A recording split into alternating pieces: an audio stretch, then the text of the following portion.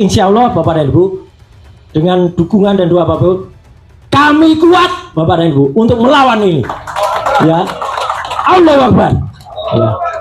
Dan insya Allah, ya, kami akan terus berjuang dan kami akan terus menegakkan dan kami tidak akan melakukan sesuatu yang sangat hina, sehina-hinanya, seperti yang dilakukan oleh seseorang yang kemarin dengan bangganya malah menerbitkan buku pesanan.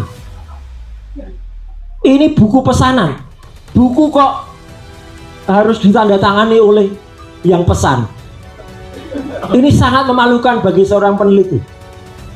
Yang harus kita lakukan Bapak dan Ibu, kalau ketemu buku ini apa?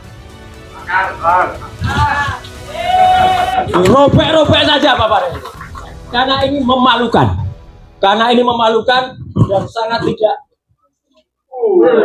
Wah.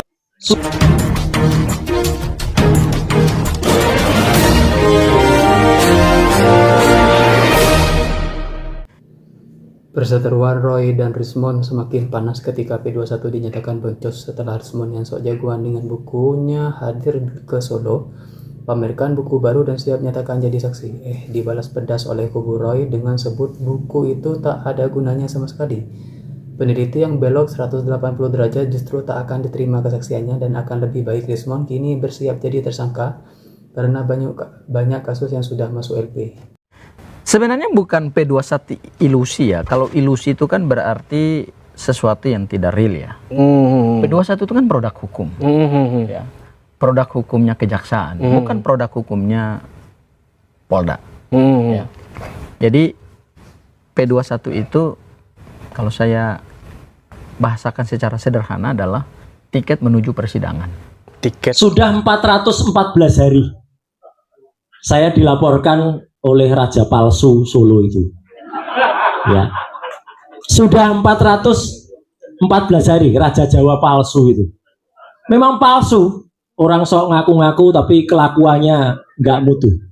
Dan alhamdulillahnya Bapak dan Ibu-ibu, di sini ada juga penasihat-penasihat hukum saya, ada Mas Kosinudin, ada juga Mas Refli, ada juga penasihat saya yang luar biasa Pak Dwi, kemudian juga teman-teman saya, rekan seperjuangan saya Pak Rizal, ya, ada juga ikut di sini dan teman-teman yang lain. Jadi Bapak Ibu biar clear, hari ini sudah H+16 dari kabar yang kabarnya kami semua P21. P21 itu batasnya hanya 14 hari. Jadi kalau hari ini 16 hari, berarti P21-nya boncos. Artinya boncos tidak boleh lagi dilakukan.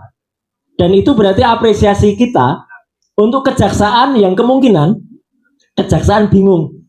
Ini maksudnya coklat ini mau apa gitu loh. Perkaranya nggak jelas kok mau diteruskan. Nah, jadi kalau kemarin sempat kita dengar ada yang mau namanya surprise gitu ya. Ini. Ternyata surprise-nya nggak ada, jadinya door prize hari ini.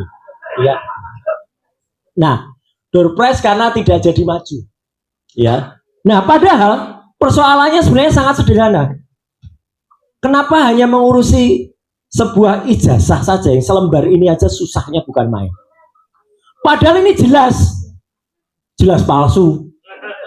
99,9% kalau kata saya. Karena yang sisanya itu adalah kesempurnaan milik Allah Subhanahu wa taala. Jadi manusianya bisa dan apa Bapak dan Ibu yang ingin saya sampaikan. Kenapa persoalan ini tidak bisa diselesaikan padahal sudah ada contohnya? Izin Bapak dan Ibu. Saya akan mencontohkan sebuah persoalan yang dulu pernah ada juga di Republik ini dan itu menyangkut petinggi negara. Tapi persoalan itu bisa selesai dengan sangat baik dan luar biasa. Ini persoalannya.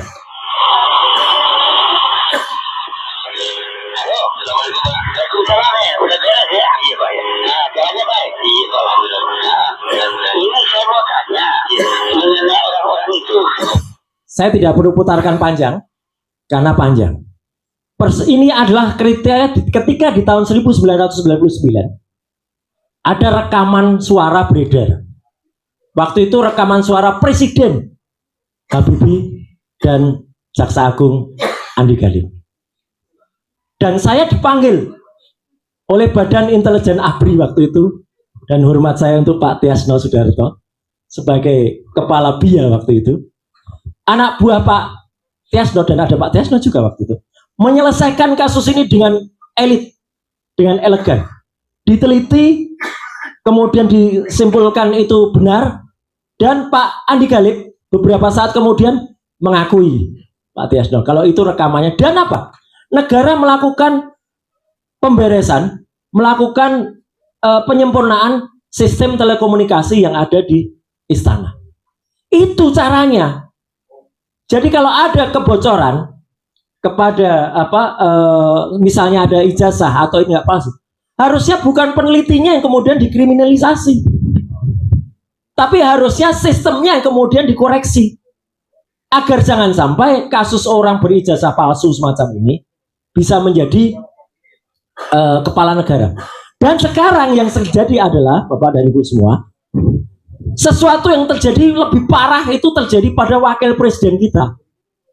Jangankan ijazahnya palsu, dia nggak punya ijazah sama sekali, dan melampaui, nggak punya strata pendidikan yang namanya SMA.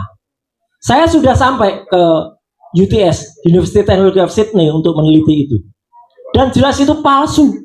Artinya palsu itu nggak ada, sejarah pendidikannya palsu. Dan negara ini, artinya orang yang kemudian menjalankan perintah ini, kemudian malah melakukan kriminalisasi kepada Pak Rizal, kepada saya.